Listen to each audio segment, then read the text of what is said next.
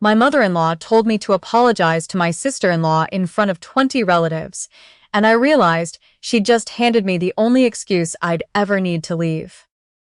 The dinner had started normally enough, which should have been my first warning, because nothing in my husband's family was ever normal for long. We were at his parents' house in Lake Forest, the kind of Chicago suburb where the lawns are cut in stripes and everyone drives something German. My name's Claire. I was 31, and I'd been married to Brett for 5 years. We had a daughter, Maddie, who'd just turned 4, and a marriage that looked fine from the outside. The way a house looks fine when you can't see the foundation cracking underneath. Brett's family ran a landscaping and hardscaping business that had made his parents comfortably wealthy. The kind of wealthy where you don't talk about money, but everyone knows exactly how much everything costs. His mother, Diane, had built her entire identity around that business and around being the woman who held the family together.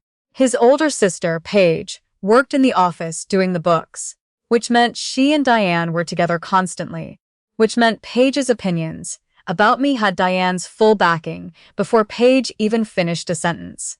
I worked as a pediatric occupational therapist. Not glamorous, didn't make landscaping money, but I loved it, and I was good at it. That fact had never once impressed Diane. To her, I was the woman who took her son away from family dinners on Sundays sometimes because Maddie had a fever, the woman who questioned things. The woman who didn't fully understand what it meant to be part of this family, as she liked to phrase it. Usually right before criticizing something I'd done. It had been small things for years. The way I dressed Maddie. Too plain, according to Diane, who liked frills and bows on a kid who hated frills and bows. The way I fed her. Too many vegetables, not enough of what Diane called real food, meaning casseroles loaded with cheese. The way I disciplined her. Too soft, too negotiable, when really I was just trying to talk to my daughter instead of yelling at her. Every comment came wrapped in concern, the kind of concern that's really control wearing a nicer outfit. Brett's response to all of it had calcified into the same 3 words over the years. She means well. I'd stopped counting how many times I'd heard that sentence. It had become the verbal equivalent of a shrug, his way of closing a conversation he didn't want to have. A door he kept shutting in my face so gently. I almost didn't notice it was a door at all. The dinner that finally cracked everything open happened on a Sunday in early March. Diane had invited what felt like the entire extended family. Aunts, cousins, Brett's grandmother, who was 86 and sharp as a blade, for what she called a casual family meal that somehow involved a seated dinner for 22 people and 3 different kinds of pie. Maddie was tired. We'd had a rough morning. She'd skipped her nap, fighting it the way 4-year-olds do. And by the time we sat down for dinner, she was running on fumes and looking for any excuse to fall apart. She knocked over her water glass, reaching for bread, the kind of accident that happens 50 times in any household with a small child in it. And before I could even grab a napkin, Paige was already talking. "Wow, somebody needs a nap," Paige said, not to Maddie, but to the table, in that sing-song voice adults use when they want to insult a child while pretending to be charmed by them. A few people laughed. I felt my jaw tighten, but I reached for the napkin and said it was fine. Accidents happen, and started cleaning it up. "She's like this every time you bring her here," Paige continued, because apparently one comment wasn't enough. "I just think if she had a real bedtime schedule instead of whatever you two are doing, she wouldn't be such a mess at family things." I looked up. "She has a bedtime schedule, Paige. She missed her nap because we had a busy morning. That happens to every kid. It happens to your kid a lot," Paige said, and smiled like she'd made a joke instead of an accusation. Diane, who'd been quiet up to that point, set down her fork. "Paige is just trying to help, Claire. You get so defensive." There it was. Defensive. The word Diane used every single time I said anything that wasn't agreement. I'd been called defensive for asking a doctor's office a follow-up question. I'd been called defensive for explaining why Maddie was on a dairy light diet. I was starting to think the word didn't mean what they thought it meant. I think it just meant spoke. I'm not being defensive, I said, keeping my voice level even though my hands weren't entirely steady. I'm telling you she's tired because she missed her nap.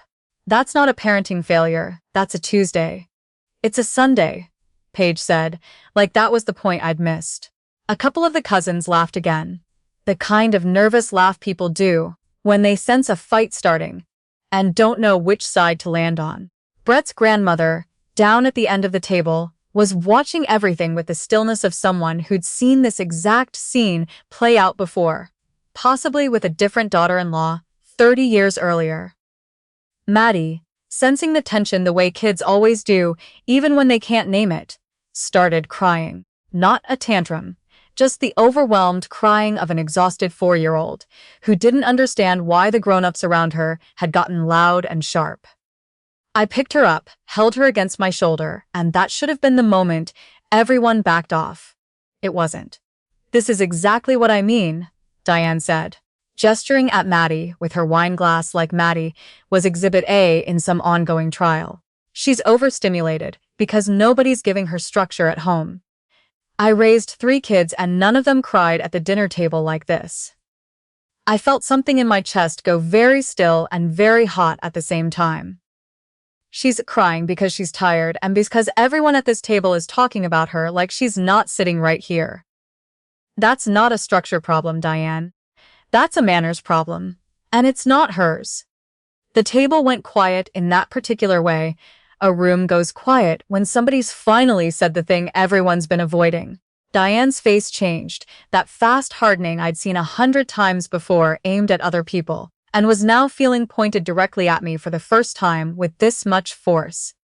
"Excuse me," she said. "You heard me," I said. I wasn't yelling. I want to be clear about that, because in the version of this story that got repeated for weeks afterward, I apparently screamed at my mother-in-law, which is not what happened. I spoke clearly, calmly, and for the first time in 5 years, without apologizing in the middle of my own sentence. Diane looked at Brett. This was the move, the one I'd watched her make a dozen times before. She'd look at her son, and her son would step in and smooth things over, usually at my expense, and order would be restored. I looked at him too. I actually let myself hope for one stupid second that this would be the time he didn't do it. "Claire," Brett said, and his voice had that strained, embarrassed quality I'd come to recognize as the sound of him choosing his family over me. "Can you just? Mom didn't mean it like that. Just apologize and we can move on." I stared at him. Maddie was still sniffling against my shoulder.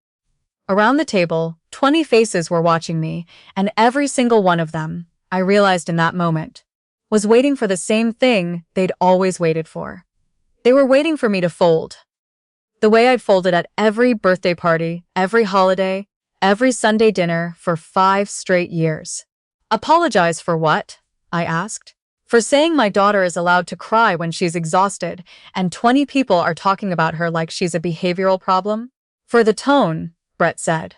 "Just, Claire, please." Everyone's staring. "They're staring because your mother just stood here and criticized a 4-year-old for being tired," I said. "I'm not apologizing for pointing that out." Diane's voice went sharp.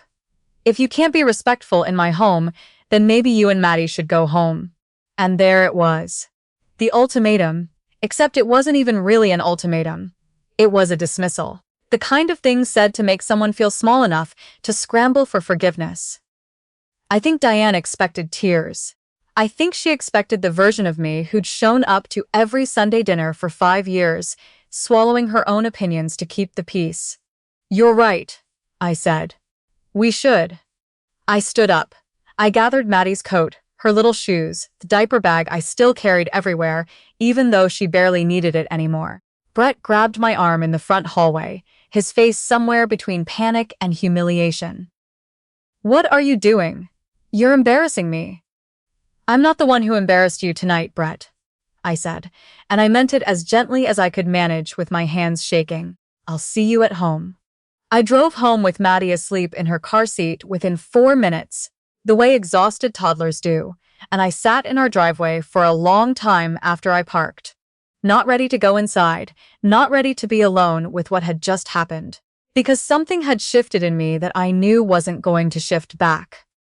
That night, after I'd gotten Maddie into bed, and Brett had come home an hour later than usual, smelling like his mother's house and saying nothing about what had happened, I lay awake doing math I'd been avoiding for years. 5 years of marriage. How many of those Sundays had I spent absorbing comments about my parenting, my cooking, my clothes, my career, because making a scene felt worse than making peace? How many times had Brett chosen his mother's comfort over my dignity, dressed up as keeping the family together? I thought about something my college roommate, Tasha, had said to me at brunch. Maybe 8 months earlier. Tasha had moved out to Denver for work and was always trying to get me to visit. And at some point in that conversation, half joking, she'd said, "If things ever get unbearable there, I know a guy hiring physical and occupational therapists out here. Real money, real mountains, zero Diane." We'd both laughed about it at the time. I hadn't laughed about it since. I got up around midnight, sat at the kitchen table with my laptop, and looked up the listing Tasha had mentioned almost as a joke. It was real. A rehabilitation clinic outside Denver, pediatric OT position. Salary listed right there in the posting, almost 20% more than what I made in Illinois. With a cost of living that, once I ran the numbers, would actually leave us better off than we were here, even accounting for the move. I didn't apply that night. I just looked. But looking turned into something else inside of me. A door cracking open that I hadn't let myself consider before. The next morning, Brett acted like nothing had happened, which was its own kind of answer. He made coffee, kissed the top of Maddie's head, asked if I'd slept okay. I said fine. I did not say that I'd spent the night reading job postings in another state. There's a particular kind of silence that settles over a marriage once you've decided something you haven't said out loud yet. And that silence moved into our house that week and stayed. Over the following days, I waited to see if Brett would bring it up himself, if he'd call his mother, if he'd say one single thing in my defense. He didn't. What he did instead was send me a text 2 days later that said, "Mom feels really bad about Sunday. She wants you to know she loves Maddie." Not an apology. A press release on Diane's behalf, delivered through her son, about how bad she felt for herself. I didn't respond to that text for 3 days. When I did, I wrote, "I'm glad she feels bad. I'd be more glad if she apologized." Brett never showed me a response from Diane, because there wasn't one to show. I applied for the Denver job on a Thursday night while Brett was at a work dinner. I didn't tell him. I want to be honest about that part, because, in the version of this story people want to hear, the wife always announces her plan with some big speech, some moment of confrontation where she lays out exactly what she's going to do and why. That's not how it actually went. I'd spent 5 years being talked over at that family's table, and I'd learned that talking didn't change anything in that house. So I stopped talking and I started acting. The clinic called me back within a week for a phone interview, then a video interview the week after that. The hiring manager, a woman named Renee, was straightforward in a way that felt almost foreign after years of conversations layered with implication and guilt. She told me what the job actually involved, what the team was like, what the benefits looked like. And at the end of the second interview, she offered me the position on the spot, contingent on references, which I gave her without hesitation. I want to pause here and say something about the legal and practical realities of what I was doing, because so much of what gets glossed over in stories like mine matters enormously in real life. Illinois, like most states, takes parental relocation seriously, especially once custody or any kind of formal parenting arrangement is involved. Brett and I were still married. Both names were on Maddie's birth certificate, and neither of us had any kind of custody order because we'd never been divorced or separated.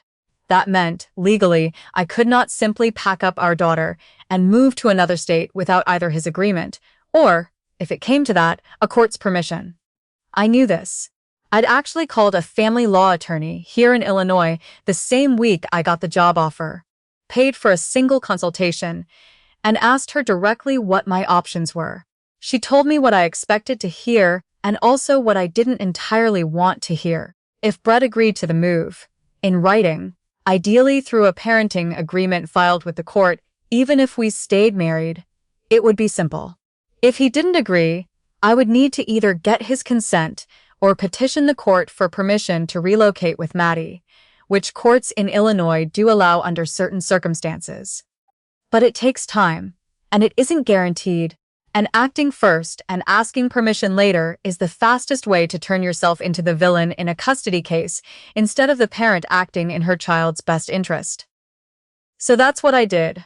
I didn't run, I told Brett. It was a Tuesday night, 3 weeks after the dinner at his parents' house, the longest stretch of time we'd gone without seeing his family since Maddie was born, mostly because I kept finding reasons to be busy on Sundays. Maddie was asleep. Brett was on the couch scrolling through his phone, and I sat down across from him, not next to him, which I think he noticed. I got a job offer in Denver, I said. A really good one. Better pay, better hours, and Tasha's out there. He looked up slowly. What? I want to take it. I want us to move. Claire, we have a whole life here. My family's here, my job's here. I know, I said. And I've spent 5 years building a life around making sure your family is comfortable, even when it costs me something. I'm done doing that, Brett. I'm not asking you to choose between me and your mother forever. I'm telling you I need distance from her and from Paige because I'm not okay. And Maddie's starting to pick up on the tension every single Sunday. He was quiet for a long moment, and I watched something pass across his face that I hadn't seen in years. Not anger. Not defensiveness, something closer to fear. If I say no, then we talk about what that means for us, I said. Because I'm not staying in a marriage where your mother gets a vote on how I raise our daughter, and you don't say a word in my defense. I love you, Brett. I'm not trying to blow this up. But something has to change, and it has to change for real, not for one Tuesday, and then back to normal by the next family dinner. I watched him sit with that, to his credit, and I want to give him this credit because it matters. He didn't storm out. He didn't call his mother right then. He didn't tell me I was being dramatic. He sat there for a long time. And then he said the thing I'd been waiting 5 years to hear in some form or another. I think I've been a coward, he said. I keep telling myself I'm keeping the peace, but I'm not. I'm just letting you absorb everything so I don't have to deal with my mom. It wasn't a full turnaround. One sentence doesn't undo 5 years. But it was the first crack of honest light I'd seen from him in longer than I could remember, and I let myself feel something other than exhaustion for the first time in weeks. We didn't move that month, or even that season. What we did instead, over the next several weeks, was something slower and less cinematic than the story I'd imagined telling someday. We went to see a marriage counselor, a woman named Dr. Okafor, whose office was in a strip mall near our house, and whose first words to Brett, after hearing both our sides, were something close to, "It sounds like you've spent your marriage being a peacekeeper instead of a partner, and those are very different jobs." Brett didn't love hearing that. He needed to hear it. We also talked seriously and slowly about the move. Brett's family business meant his income was tied to Illinois in a way mine wasn't. And we spent real time working through what relocating would actually mean. Whether he could find work in landscaping or project management out there. What we'd do about Maddie's preschool, whether this was about geography or about something deeper that distance alone couldn't fix. I want to be honest that the geography wasn't actually the cure. The real work was Brett learning to say, in front of his mother, "Don't talk to my wife like that," and meaning it, and doing it more than once, because the first time doesn't undo a pattern that took 5 years to build. The conversation with Diane happened about 6 weeks after the dinner, at her kitchen table, just the 3 of us, no audience this time, which I think mattered more than anything Brett could have said in front of 20 relatives. Brett told his mother, plainly, that the way she'd spoken to me and about Maddie wasn't acceptable, that he should have said something at the time, and that going forward, if she couldn't be respectful in how she talked to me, she wouldn't be welcome at our house, and we wouldn't be coming to family dinners. Diane cried. She also, eventually, after a lot of defensiveness and a few attempts to relitigate the original argument, said she was sorry. Not the performative kind of sorry she'd offered through Brett's text message weeks earlier, but something that actually sounded like she meant it, even if I knew it would take more than one conversation to fully believe. Paige never really apologized.